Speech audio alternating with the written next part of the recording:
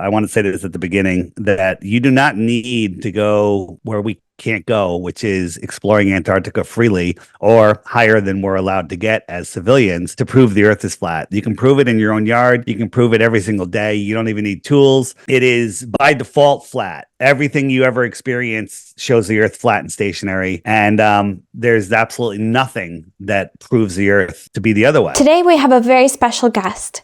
Please welcome David Weiss of the Flat Earth Podcast. Dave has several years of expertise campaigning for the truth about the shape of our Earth.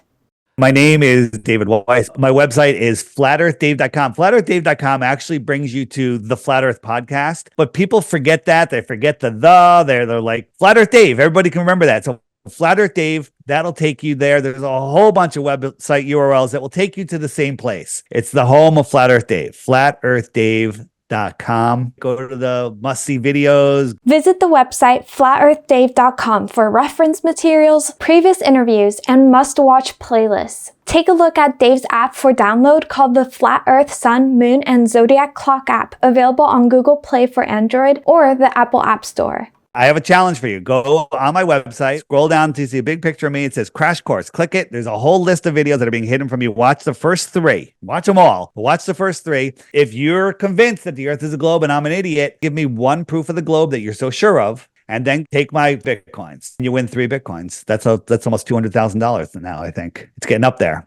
Right? Take them. 3 Bitcoins for 1 globe proof. I'm so positive you're not going to get it. It kind of feels stupid offering it, but you have to prove the globe. Just 1 proof. I don't need 100 proofs. I need 1 proof of the globe. But I tell people, get my app. It's on my website, and the app's $3. Go to the frequently asked questions, find your question, watch some of the videos, learn something new, and then move on to the next question. Okay, awesome. Thank you so much. We talked to Dave about numerology and gematria regarding the flat earth. He answered everything that we were excited to learn about. We love Cyphers, ordinal gematria. You're familiar with it, right? I actually am, and I actually watched in one of your recent videos about Lincoln Park and all those guys. And I've known a lot about that, but you guys broke it down really well. This world is not what we think it is. I know. Thank you. That was my video. I actually got the chance to meet Chester in person. But okay. Yeah. So amazing that you already know Cyphers and stuff. You're aware of all the 666s. It's ridiculous, right? It's absolutely insane how many 666s there are.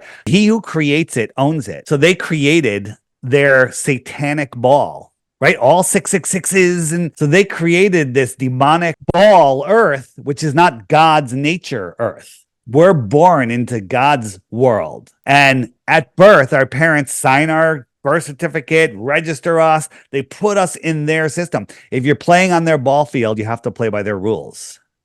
If you believe you're on their ball field, you have to play by their rules. If you use their fiat currency, you have to play by their rules. So what's going to happen is people are waking up, people are unplugging, people are realizing their rights, people are realizing that they can make a difference. Well, difference, I'm only one person. I can't fight the government. Sure you can. One person awake is more powerful than 1,000,000 liars. And if you get off their system, then you take your power back. And, if you look at all the blue dots that were on that map, they're all awake and aware and connected and figuring things out. And I think that's what we're supposed to do in this simulation. Do we need to take down the government? No, we need to ignore the government and start our own society. Amazing. Thank you so much. So let's talk about NASA lying really quick. The moon landing, obviously a hoax, and the astronauts are lying. Can you just comment on, are they Freemasons? Why are they so indoctrinated to do that? So that's a great question. Who's indoctrinated? NASA was started by a bunch of strange guys, Ronald Hubbard, a Scientology guy, a cartoon maker, Disney, an ex-Nazi, von Braun. You got Jack Parsons, right? And Aleister Crowley, probably the most wicked man in the world. These are the founders of NASA. What is going on here? This is a cultic organization. Right, and that's mad. That reminds me how they say that like every single picture of the globe Earth is CGI, right? This is from NASA. These are 9 images of Earth. Now, the fact that they're all different, does that prove that they're all fake? These are all from NASA. They can't be this different. So either 8 are fake or all 9 are fake. And if you catch NASA faking one, why would you believe that they wouldn't fake them all? Right? Fabulous. Amazing. Yep. 2012, 2013, United States shrunk. Amazing. And how do you get such blue water? When you're looking through the atmosphere, when we send balloons up to 120,000 feet, the Earth is white. The atmosphere just whites everything out. This is a painting. This is just a pretty picture to make you believe in space fantasies, right? And what about the ISS feed? Check this out. This is from the ISS. So cool. Look at that. Well, where is this? A lot of land, a lot of feature. It's there in that little circle. Again, if you can't see the problem with this, oh, where's the rest of the Earth? This is just a fisheye lens from a airplane, balloon, fighter jet, whatever. And people say, well, they didn't have CGI back in the 60s. Bull crap. We found NASA documents where they had perfected the use of green screens and adding people in without any background and any lines in 1961, I think. Okay, they had perfected it. They just hadn't told us about it. Right. I think it's been around hundreds of years, hundreds, right? Because, what during the Wild West? Wait, there was no Wild West. San Francisco was here already. Our Capitol building was here already, right? People are completely we're lied to about everything. It's unreal. No, I was gonna just say people say what about the moon rise, the Earth rise from the moon? Right. This is the picture that they show us. We put it into Photoshop and cranked up the levels, and there was a box like it was shaped around there. But I don't even have Photoshop. I say, hey, shouldn't the Earth be bigger? So I made it bigger. You know what? I think shouldn't look, I put myself on the moon. Wait, shouldn't we have two moons? Two Earths. Let's say there's two Earths. This is me, not even using Photoshop. I'm using a free graphics program, an online graphics program. My pictures are as good, if not better, than NASA's. So believing, the nonsense, we've caught them lying. We've caught them lying about everything. We've caught them with green screens and wires and everything else on their space, there's the International Space Station. Catch them lying once. They're untrustworthy. Source, 2002, Blue Marble of Earth. Look how big the United States is. Where is the UK, Africa, Australia, Russia? Where is it? It's all on the other side of the ball, right? Here's the world. Let's put that in proportion right here. So all of this is on the other side of this ball. Anybody watching this that can't understand that 100% proves this to be a fake painting, not a real photograph, I can't help you, okay? This is nothing else needs to be said about this. You can't say, well, it's on the sides, it's the angle, there's more. No, there's no answer to this. There's nothing. There's no excuse other than just being a NASA fanboy and either being possessed or paid, whatever it is. There's no difference in my book. Anybody with an ounce of common sense, a 5-year-old, can tell you that this will not fit on the other side of this ball. That's it. This is from NASA. Everything NASA does is fake. This is a famous picture of Earth. Everything NASA does is fake. And if you want to compare, this is from NASA. These are 9 images of Earth. Now, the fact that they're all different, does that prove that they're all fake? If you catch NASA faking one, why would you believe that they wouldn't fake them all? When you start looking into NASA, it's a rabbit hole that is endless. On my app, there's a button called it's called More Resources. Where's my thing? Right here, the web. Where is it? The web button, right there. And if I click the web button, up comes a bunch of different stuff. And if you scroll down, there's one called, this was my favorite, faking space blimps with balloon rockets. But moon mission nonsense. All of these videos are being hidden from you on YouTube. You won't find any of them there. They're all here in the app. There's so much content here. It'll just blow your mind. So all of this stuff is being hidden. If the government's hiding stuff from you, if the government says don't look over there, you need to look over there, right? Look at you can put up any videos. You can put up gematria videos and fairy videos and Bigfoot videos and Loch Ness monster and whatever you want, and it's fine. You put up a flat Earth video, they're like a Wikipedia warning. Flat Earth has been debunked. It's an ancient stupid thing, but they never tell you how it's been debunked because it hasn't been debunked. That's incredible. Thank you. Perfect.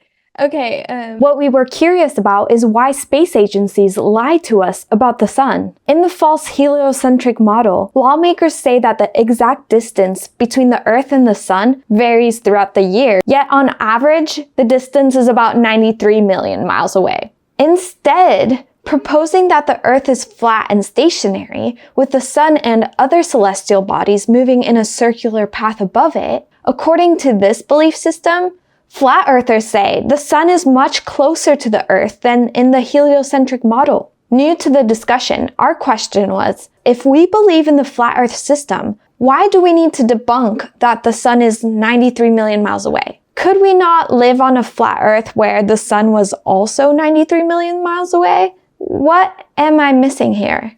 The first question is that I've heard from your other interviews. So obviously they tell us the sun is allegedly 93 something million miles away. Why is it so important in the geocentric theory or flat plane theory that we have a small local sun? Why do we have to debunk the sun is not 93 million miles away? Why do we have to debunk the 93 million mile away sun? The answer is because it's not 93 million miles away. We could actually prove that in many, many ways. The story of the sun is a burning ball of hydrogen and helium in a space vacuum. Okay.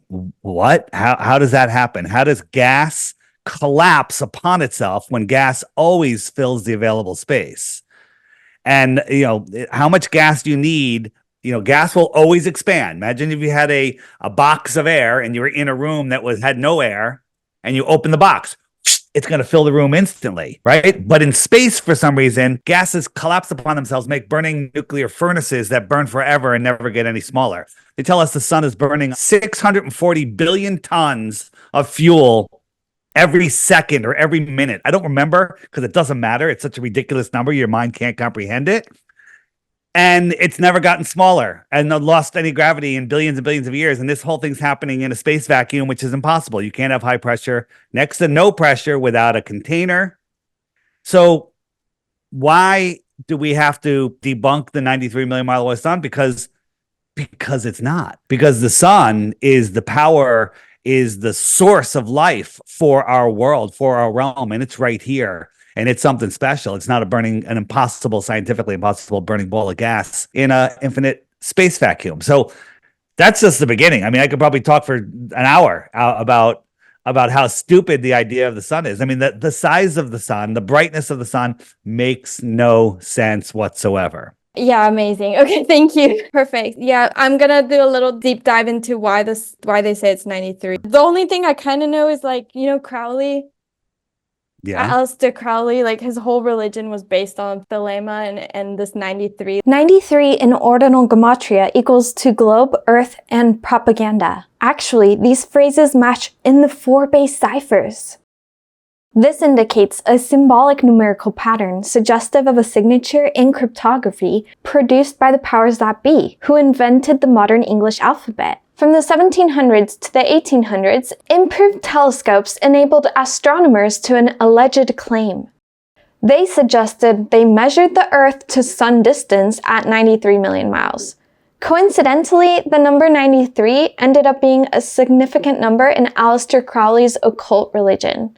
Crowley here is connected and pictured next to Jack Parsons, who was an American rocket engineer and thelema occultist. Parsons was one of the principal founders of Jet Propulsion Laboratory.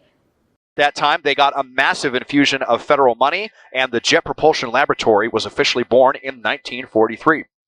Over time, the focus would evolve from rockets and jets to space flight, spacecraft navigation, and the exploration of other planets. And so many milestones have come from this campus and the brilliant people that work here, from America's first guided ballistic missile, America's first satellite, the first mission to escape Earth's orbit, and the first U.S. missions to the Moon, Mercury, Mars, Neptune, and so many more. And of course, those Mars rovers we all know and love, Spirit, Opportunity, and Curiosity, were all built, developed, and operated here. You can read about all of the milestones at their website, jpl.nasa.gov. The JPL was established in the 1930s and became part of what NASA was destined to become at its inception.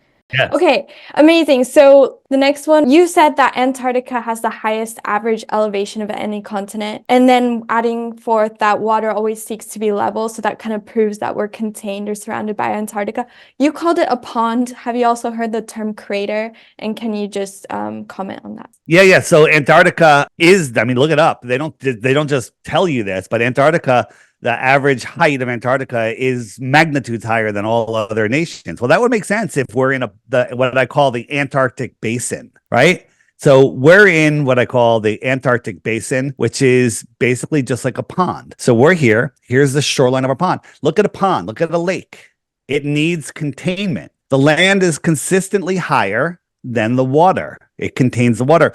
The lower part of the land, lower than the water, what happens? The water will flow away, right? So it's provable that there's something containing our water. Now, all the Earth is a ball, it's spinning in gravity. Think about this. We're spinning at 1,000 miles an hour. All the water would rush to the equator from the centrifugal force. Well, it's only going around once per day. It's going over 1,000 miles per hour.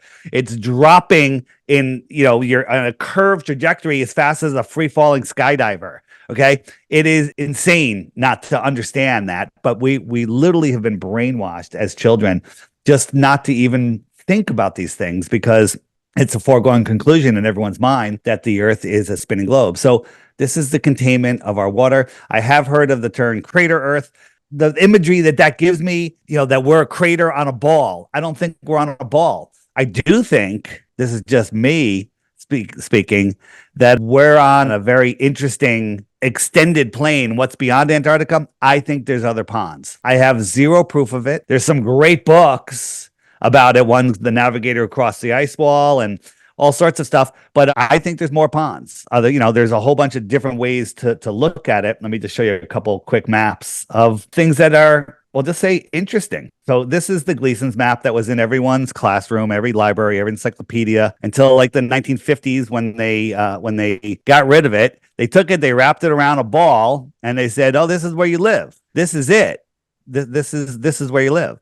And I disagree with that. This is a prison for your mind. This is a map of the world that's used for airplanes, for war planning, all sorts of stuff. So this was a map that was found. It was printed in 1910 in a Hawaiian newspaper. It was 10 centuries old and shows like 30 or 40 other continents outside of Antarctica, which is fascinating. Some people think that the world might be set up like this. We live here. And then here's Antarctica. Here's a passageway to some outer lands and another passageway to some other outer lands. And maybe you need to be of a certain vibration, spiritual level to be able to pass through these domes or energetic barriers, or who knows? Maybe you got to go there and pass a test, who knows? But it's all fascinating. We want the right to explore. We want airships back. I mean, there used to be airships the size of cruise ships with thousands of people on them cruising all over the earth. But that's all been hidden from our history. They don't want us to know it. Previous civilizations had it. We are not at the pinnacle of civilization. We are literally 3/4 of the way through the movie Idiocracy. Amazing. Thank you. Weiss accurately points out that our planet has been conditioned to function in a manner reminiscent of the movie Idiocracy. Idiocracy is a satirical science fiction comedy film released in 2006. The movie presents a dystopian future where humanity has become extremely unintelligent. Dave's suggestion of more land beyond Antarctica, along with the idea of more suns beyond our dome, it's likely that more truth seekers will want to explore or even storm Antarctica for answers. Okay, the next one would be, so the planets was the other major question. So in the heliocentric model, there's a solar system and these planets are orbiting around each other. How can you best explain it to someone new to the flat Earth theory? The planets look round, but it doesn't necessarily mean they're spheres. The question is, well, all the other planets around, why is the Earth special, right? And what people don't realize is we don't know what those things are in the sky. So let me just show you here. So here is, we're looking down this alleyway through the woods, and we could see either the sun or the moon, right? And so I gave you basically that's a false binary, but you can look at it and go, well, that's the moon, that's the sun. It's cloudy, the sun is dim, but it looks like a sphere. But if we actually let this thing come closer to us, we can see that it's a train and it's not nearly even a sphere. It's rectangular lights, it's red lights, it's blue lights. But when we bring it away, it all goes to a sphere. That's how we see things. Now, I'm not saying that those lights in the sky that used to be called wandering stars, they used to be that are all named after gods aren't spheres. They might be, but the shape of the lights on my ceiling dictate nothing to the shape of my floor. And the other part of your question, what was the other part of your question? So the other part of my question was the rotation of the planet. So if the universe was this explosion that came together and all the gases turned into balls and all the rocks turned into balls and all of the gravity from those things held on to everything, which is absolutely insane if you understand what they're trying to say. We'd have planets going this way and this way and this way and all different ways. But for some reason, they're all on the same plane. All of the planets are on the same plane around the sun that they tell us. Okay? So that doesn't make any sense. All of the planets circle around Polaris. Polaris is above our North Pole if the Earth was a globe, right? All of the planets, think about that. They all and the sun and the moon, they all go around Polaris on the flat Earth and on the globe Earth too, if you understand what you're seeing. Okay? How is that even a slight fathom of a possibility, right? Pluto goes around Polaris. Watch it, look at it up in Stellarium. Venus, Saturn, they all go around a center point being Polaris. How can that be if we're going around the sun and the sun's moving 4.5-5 billion miles a year, never to return to where it was before, but somehow our North Pole always points towards Polaris? The only reason it points towards Polaris is because Polaris isn't moving, and neither are we. Polaris is the center of rotation of the heavenly realm. Yeah, wow, amazing. So good, because a lot of the Freemason sites, they have Polaris at the center of like the communal hall of a Freemason building. And I always thought that was so weird, but like now I get it. Okay, amazing. So next one, seasons. Can you comment about, you said in one of your streams, seasons prove we live on a flat stationary plane, and you pointed to that analemma. So for someone who's really slow with the science stuff, what is an analemma exactly, and how can you explain that? This is my app, the Flat Earth, Sun, Moon, and Zodiac Clock app. And basically, where I'm here on the East Coast, where are you located? In the UK. So you're in the UK, you're over here. It's probably dark. It's getting dark now, right? Yeah. Getting close to dark. Hold on, let me turn this off. Right, the sun just set for you, right? Sun just set a little while ago. That's cool. Pretty close. Yeah. So the center right here is Polaris, and the sun goes around Polaris. The moon goes around Polaris. Earth isn't moving. If I had the planets on here, they would be going around Polaris too. Some would be out farther. Some would be in closer. Some would be outside. Mercury and Venus would be here, and Saturn and Mars and Jupiter would be here, and Pluto would be way out there. So they're all circling around Polaris. So now think about this. So if the sun is, let me just move it forward. So in June, the sun that's the height of our summer. It's when the sun is in this little circle here. And it goes around once every 24 hours, a small circle. So you can figure out that has a speed of whatever. Okay. 24 hours, it goes around, and it's warm here. It's warm in the UK because the sun is close to us. And then 6 months later, 1, 2, 3, 4, 5, 6, the sun moves out to the Tropic of Capricorn, and Australia has their summer in December. You know why? Because the sun is closer to them. We're freezing our butts off because the sun is far away from us. Right? So the analemma is, if you go out every day at noon and take the exact same picture of the sky, where the sun will be. And when you take a photo of the analemma, let me pull something up here. It's moving faster. Look at the amount of track that this is compared to the amount of track that this is. It might be going almost twice as fast.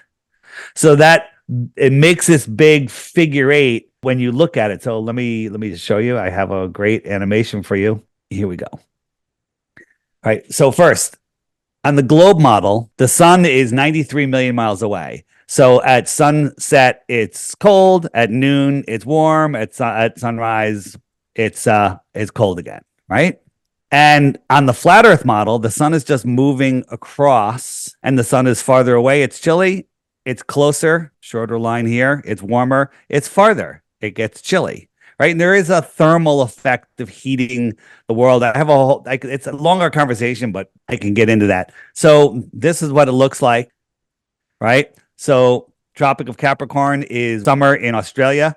And this is summer for you and me in the north. And when something's far away, it's lower in the sky. If you're under a street light, that's your summer sun, and the one down the road is your winter sun. It's lower, but it's really the same height, but you see it lower. And if that was a heater over your head, the one farther away, you wouldn't feel the heat. You'd still be able to see it. It's lower, even though it's the same height, but it looks lower. That's how seasons work. So the analemma looks something like this. It used to be on all globes, and it would show you. So this is the 6 months when it's out near Capricorn, and then this is the 6 months where it's going slower. It's moving less each day when it's inside of Cancer. And let me, I got a little movie here. So this is a dedicated guy. He's taking a picture every day for 3 years, right? And he shows you where the sun is. It'll speed up in a second. And you can see the beautiful analemma. Let's go. Here we go. There it is.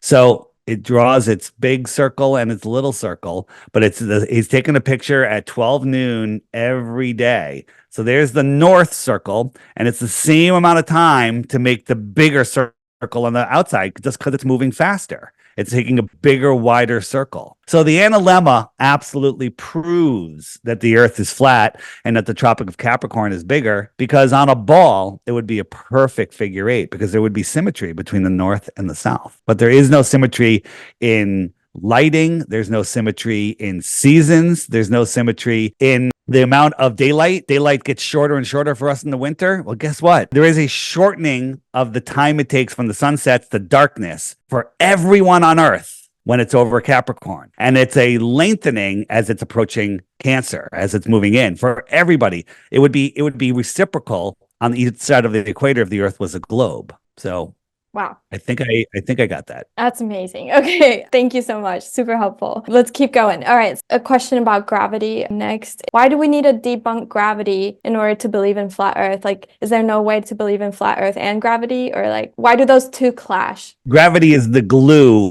of their system. Without gravity, you can't have the heliocentric world and the planets and everything. You know, you can't have the Big Bang. And without the Big Bang, you can't have evolution and dinosaurs. You know that dinosaurs aren't real, right?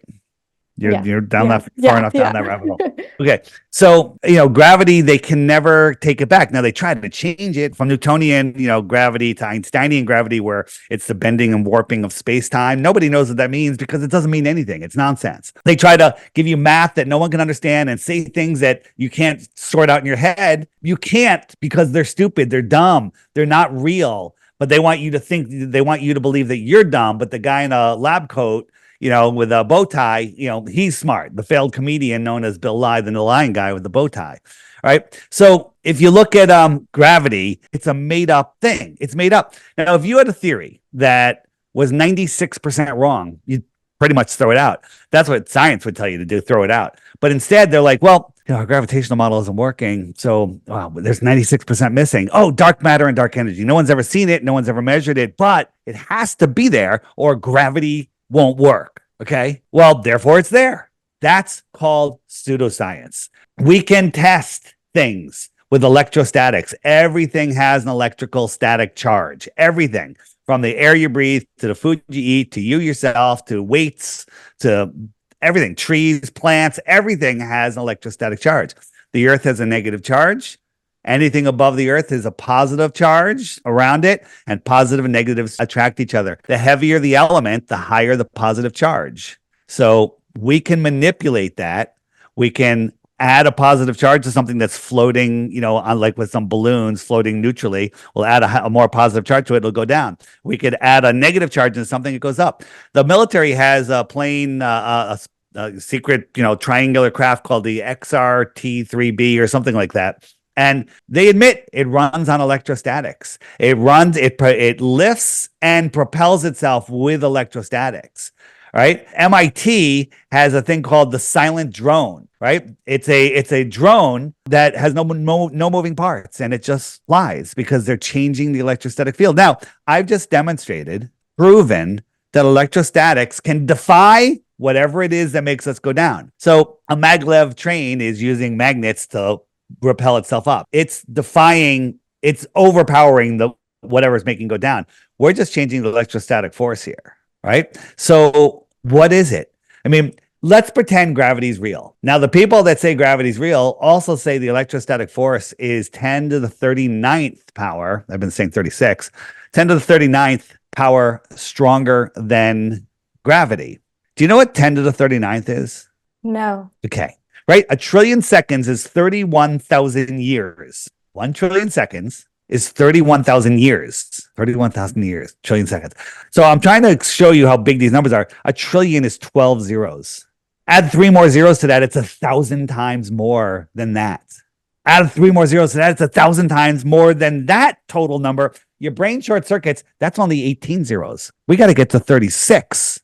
They're telling us that the electrostatic force that we just proven is 10 to the 36 stronger than gravity. Do you know what that means gravity is? Zero. That is no force. That is nothing. That is nothing. If I had a 100-pound barbell and I let it go and it was only the gravity at the force that they were saying to make it go down, it would float forever. I think you could even sit on it. Okay? It's stupid. Wow, that's amazing.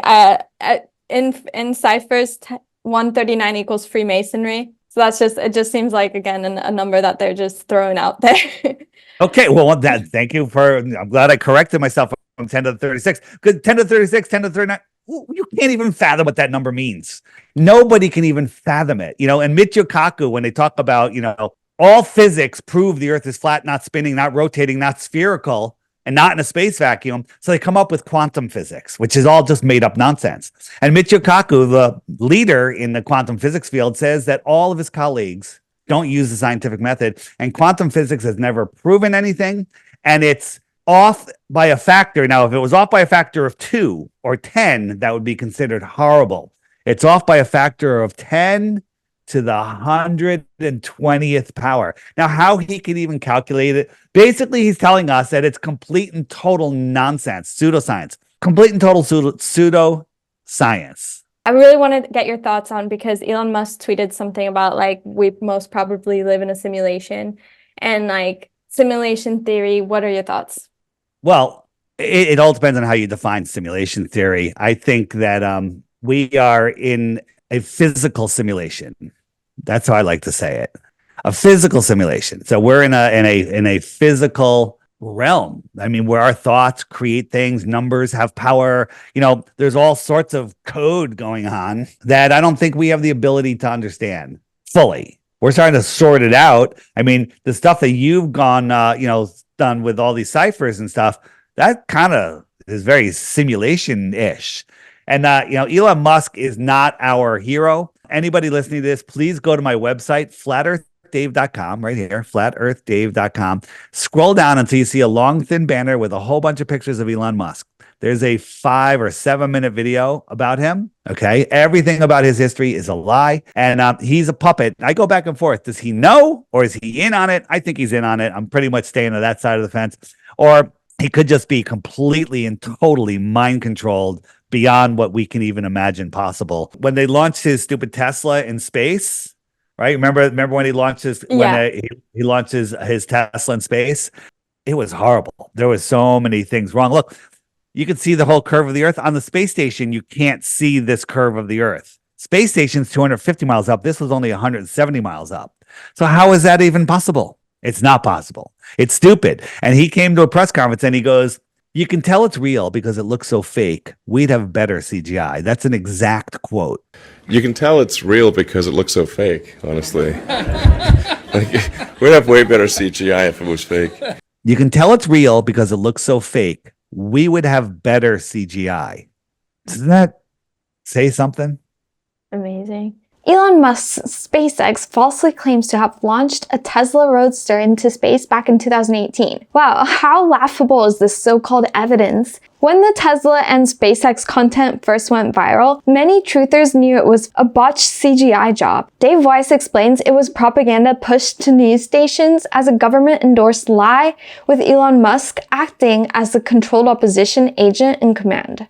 I know a pilot. he is very convinced the Earth is round. I don't think he's a Freemason. So can you explain why there's so many pilots that still believe in the round Earth? Yeah, so on the app, if you go to the frequently asked questions page, there's a section called "Are all pilots and scientists in on it?" right there.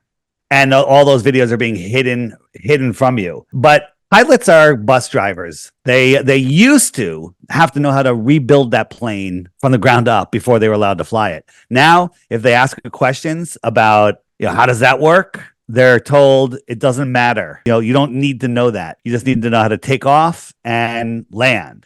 And that's it. They take off, they set the cruise control, they're flying straight and level. Airplanes fly straight and level over the Earth plane, and they do not nose down like they would be required to. Let me show you one thing here, and then I'll show you another, and then we'll see where we go from there.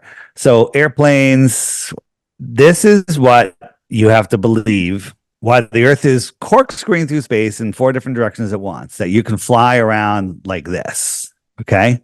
Well, it's worse than that. The Earth is spinning. So you're flying like this. If you're going to fly around the Earth, you got to be moving sideways right here at 1,000 miles an hour. You got to be up here. You're just pirouetting. It's 100 miles an hour at 200, 300, 400, 500, 600, 700, 800, 900. So where are you getting this sideways spin? Because you're going 1,000 miles an hour sideways, but here you're only making a small circle. So this is an impossibility. It's totally impossible. So if you were flying, you would see the world from you're always on the top, you're always level because of gravity. And you're really flying over the ball, right? You're flying over the ball, just like that, right? So all of the stars in the distance would be rising up. Like this star is in front of you, and then when you go over the ball, it's now above you. Follow? Can you nod? Okay. So you can't scream refraction. You can't scream anything else. Here's a flight from Berlin, I think, to Brazil. It's going over 4,000 miles. It's diving over the ball. But none of these stars are rising up. They're just staying there, rotating like they do. This is what Google Earth says you would see. All of the stars would be rising up because they're not rising up. You're just diving over the ball. So the stars that are in front of you are going to be above you when you're down here. This is what Google Earth says, but this is what reality shows. The NASA boy globe defenders come back and go, well, that's because you're going in this direction. You're going with the spin of the Earth. Well, the Earth is spinning at 1,000 miles an hour. You're only going 500 miles an hour, so it should still rise. But what about coming back? That would mean it would be going twice as fast. It's like if you're driving on a road and there's another car on the other side going the same as you, or you're going a little bit faster, right?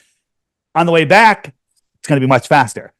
Filmed in both directions, same effect in both directions, no rising of the stars. This is a globe killer. Everything is a globe killer. This is a globe killer.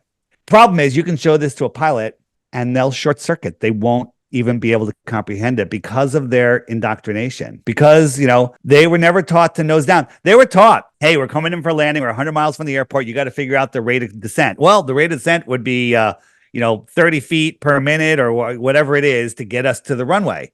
Well, and that's how they calculate it. But at 100 miles, there's over a mile of drop. And they do not calculate that in their calculation. The rate of descent, they do not calculate it. So they would be over a mile above the runway when they got there. No, we just treat it as it's flat. We measure it as it's flat, and everything works out like it's flat, but it's curved. That's what they want you to believe. Amazing. Perfect. Thank you. I saw on your, when you pulled up your app, in the frequently asked questions, and this comes up a lot. So I have 2 parts to this. So first, why the lie? Why the lie is my favorite one of all. Because people say, well, what about seasons? What about the sun setting? What about, all this stuff? And then you boom, boom, boom, you get rid of it. You show them how a sun sets over the ocean. And then they go, well, what difference does it make? I still have to go to work on Monday. Okay. I said the same thing. I said, it's stupid. Doesn't make any difference in my life. And the truth is, this is the most important thing that's going on Earth right now. Because if you're lost in space, spinning out of control, don't know where you are, don't know who you are, don't know the power of your mind, don't know any of our history, you think you do, then you become powerless, right? If you're on he who creates it owns it. And then second to that, what's going to happen in the future when more and more people wake up and more people demand to storm Antarctica? Well, it's, there's different ways this can go. It depends on how fast people wake up, because here in America, they had just announced last year that the CIA assassinated JFK after 50 friggin' years, or however long it's been. They announced that the CIA killed JFK, and there should have been a revolution. The CIA should have been disbanded that day. There's nothing. CIA is still running the world, still running everything, right? So they've successfully dumbed down, fluoridated, and occupied people with sports, alcohol, and they've given them stuff to make them stupid, and it's working. Great job. But there are people that are waking up. You're there, and there's more and more people every day. Let's just pull up the Friend Finder for a second. So let me pull this up. This is the number of people that have my app. This is the UK. Not bad, right? There's actually a lot more than this, but anybody that hasn't registered a name, we took them off the map because we just want people that are actually active on the app on here. So pretty amazing that it's growing and that it's growing this much. We're supposed to expand the mind of the creator. We're all like a neuron in that creator, and we're here to expand the knowledge.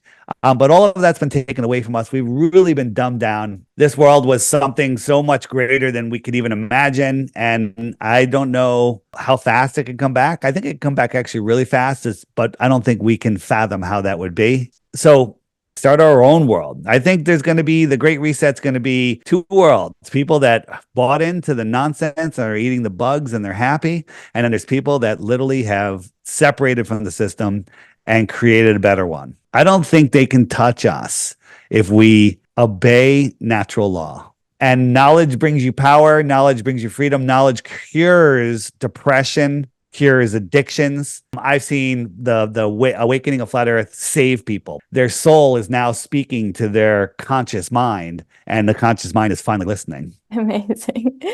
Perfect. Thank you so much, Dave. My issue is I've dedicated my life to waking the world up to this important thing that everyone thinks is the dumbest thing in the world. So, boy, that's a task, right? Yeah. I've literally I've alienated myself from so many people that are dumb. They're literally dumb because they're so indoctrinated. And I was one of those people. I was.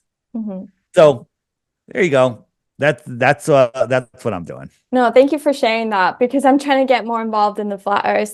So to hear about the issues is really helpful for me. You are amazing, incredible. Like, I've learned so much, and I really appreciate what you're doing for this planet. All right. Do you have my app? If you go into the Friend Finder and then you go up here to this button right here. Okay. And if you click it, that's the referral section. And there'll be a random number right here, and you just click the pencil and put in anything up to 7 characters. It says, do you have a referral code? Okay. And so tell them what referral code to put in there, and then you'll gain points, and you can use those points to for a free subscription, and who knows what they'll be worth in the future. But there's a leaderboard, and it shows you all of the people, so My Lunch Break, an awesome channel. It's in the homeschool section on the app. He just hit 700. That's all awesome. Got and you. There's all these different shows have been on. And then there's the individual people that just love spreading the truth. Darcy, come on, you got 2 more to get to 100. 2 more. Okay. And it's the top 100 people, but it's kind of fun. People are having fun with it. And sometimes I have giveaways. I say, if you reach this number by so-and-so time, you win whatever. If you download the app, register, and it's fun. It's just fun. No, that's an awesome opportunity. Thank you so much for your time. Amazing. It was an honor to meet you. Have a lovely day. All right. Thanks so much. You too. Bye-bye. Cheers. Bye. What can we do now to prevent other people falling into the traps of NASA's fictional rendering software and news programs? Is there a dome between the planets and the land that we live on now? We'll save that for an episode in the future if Dave's willing to join us again. If you agreed with the conclusions or found this episode insightful, please hit the like button, follow Dave Weiss for more content, and stay tuned as we inquire for a second interview, where we'll delve deeper into the remaining questions about the shape of our Earth's reality. Have an awesome day, y'all. Thanks for joining. Until next time.